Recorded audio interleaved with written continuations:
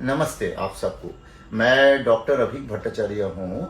मैं एक practicing trichologist and medical cosmetologist हूँ। मेरा 12 साल के ऊपर एक्सपीरियंस हो गया ये फील्ड। तो जैसे आप लोग जानते हो, आज मैं आप लोगों को एक चीज़ के बारे में बोलना चाहूँगा, वो है hair transplant. So basically hair transplant क्या है, किन लोगों को हेयर ट्रांसप्लांट चाहिए, हेयर ट्रांसप्लांट कैसे होता है, कितना टाइम लगता है, ये सब मिला के छोटा एक वीडियो है। जो जिन लोगों का एकदम बॉल्डनेस है, ग्रेड 6, 7, जिनको एकदम ही हेयर नहीं है, जस्ट साइड में एंड पीछे में थोड़ा सा हेयर रह गया है, उसके लिए जो प्रोसेस ऑफ ट्रीटमेंट होता है हेयर रीजनरेशन का और हेयर गेट बैक करने का, उसी चीज को हम लोग बोलते हैं hair transplant. This is basically nothing, एक सर्जरी है।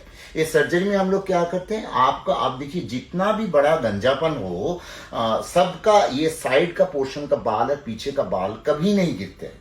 तो हम लोग अगर वो बाल को लेके आपको यहां से उठा के आपकी बॉडी में कहीं भी लगा दे, आपका स्कैल्प, सर, नाक, कपाल कहीं भी लगा दे, तो वो बाल आपकी जिंदगी भर रहेंगे। वो वहां से जो बाल आएंगे वो बड़े होंगे, लंबे होंगे, काटने होंगे।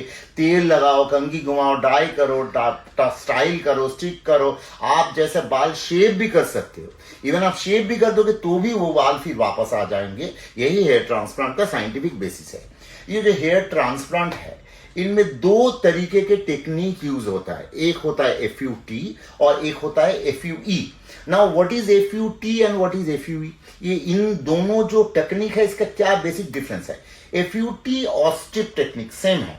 इसमें हम लोग क्या करते हैं, जो सर्जन है आपकी जो ये पोर्शन का परमानेंट जोन है, इससे एक चौड़ा सा स्ट्रिप काट के निकाल लेते हैं।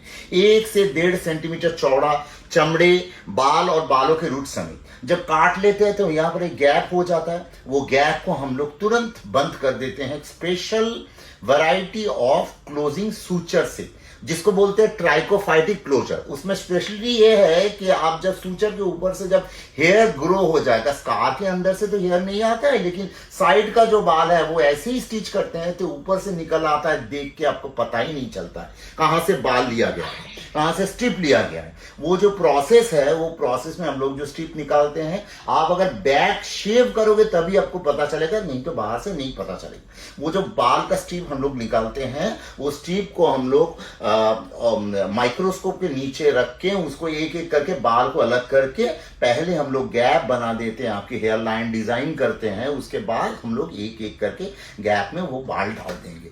और FUE टेक्निक क्या होता है? FUE में हम लोग क्या करते हैं, ये ब्लाइंड टेक्निक है। जैसे आपके हेयर रूट ये है, हम लोग एक ड्रिल मशीन से हेयर के रूट अंदर तक, नीचे तक जाके उसको एक जड़ से उखाड़ने की कोशिश करते हैं।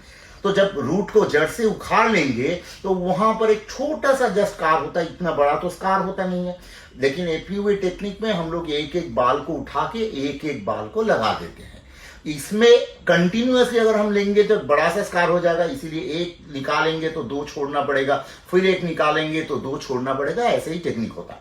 तो ये जो दोनों टेक्निक है, इसमें गोल्ड स्टैंडर्ड तो डेफिनेटली स्ट्रिप टेक्निक और FUT है, लेकिन हाँ FUE आजकल काफी एडवांस हो गया। FUE स्कारिंग कम है, आपका कटना कम है, पेन कम है, तो टोटल टेक्निक FUE ज्यादा अभी तक एडवांस हो गया। लोग ज्यादातर FUE करने में ज्यादा झुक रहे हैं। एंड ये जो हम लोग बाल निकालते हैं, वो बाल हम लोग गैप बना के आपकी जैसे हेयर लाइन हम लोग डिजाइन करेंगे, उसी के ऊपर एक एक करके बाल लगा देंगे। जो बाल हम लोग लगाएंगे वो बाल नॉर्मली क्या होता है, जब कुछ दिनों के अंदर छोटा सा हम लोग, हाँ FUE करते वक्त आपको वो एरिया लेकिन शेव करना पड़ेगा। जैसे स्ट्रिप टेक्निक में वो एरिया आपको शेव नहीं करना पड़ता है, FUE करते वक्त आपको बाल को पूरा शेव करना पड़ेगा, नहीं तो बाल हम लोग नहीं निकाल सकते। जो बाल हम लोग लगाएंगे वो 7 दिन 10 दिन के बाद एक स्कैल्प फॉर्म हो जाएगा। 2 हफ्ते के बाद वो बाल जो ऊपर का हिस्सा है वो गिर जाता है, अंदर का रूट रह जाता है। वो 2-3 महीने रेस्ट करता है, उसके बाद वही रूट से नया बाल निकलना शुरू हो जाते हैं।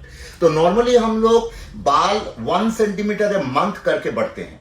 तो जो बाल हम लोग रखते हैं वो मोटा मोटी 1 से 1.5 सेंटीमीटर चौड़ा। तो इसका मतलब हुआ, और सॉरी 3-4 सेंटीमीटर चौड़ा, तो इसका मतलब हो गया और 1 सेंटीमीटर करके पर मंथ बढ़े तो और 3-4 महीने, तो इसका मतलब है टोटल बाल निकलने में आपको 3-4 महीने रेस्ट लेके और भी 3-4 महीने, तब तक मतलब 6-7-8 महीने में यू कैन अप्रिशिएट आप हेयर ट्रांसप्लांट का रिजल्ट खुद देख सकते हो।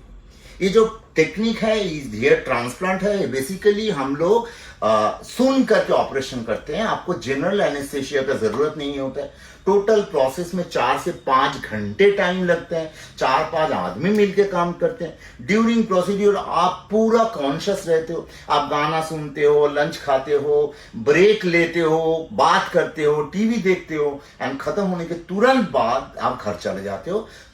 कोई हॉस्पिटल में रह जाने का कोई जरूरत नहीं होता है। Last but not the list, आपका जो बाल निकले हुए हैं वो नॉर्मली तो साइंस बोलता है डेफिनेटली वो पूरा जिंदगी भर रहना चाहिए, लेकिन हाँ ऐसी फिलहाल देखा गया है कि जो ट्रांसप्लांटेड बाल है वो भी कभी कभी गिर जाते हैं, पतला हो जाते हैं, तो उसके बाद भी आपको जैसे कुछ ट्रीटमेंट्स लेना जरूरी होता है, PRP, GFC, ये सब ट्रीटमेंट आपको लेना जरूरी होता है। बाल निकलने क्विक निकलना और जो बाल निकलते हैं उसको रह जाना, मतलब to keep your hairs better you need to take these treatments also along with.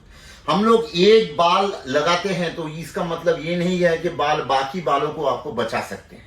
तो जो बाल आपको गिरना है वो तो गिर सकते हैं, और जो बाल नहीं गिरना है वो नहीं भी गिर सकते। ऑफ कोर्स हम लोग दवाई देके उसको रोकने की कोशिश करेंगे, लेकिन इसका मतलब ये नहीं है बाल रुक जाएगा, बाल गिरना। अब दवाई काफी टाइम में काम भी उतना अच्छा नहीं करता है, तो दवाई देने के बाद भी अगर आप बाल गिरना कंटिन्यू करें तो you can do here transplant. आप हेयर ट्रांसप्लांट और एक सेशन भी ले सकते हो 6 महीने, और उसके बाद और एक सेशन भी ले सकते हो।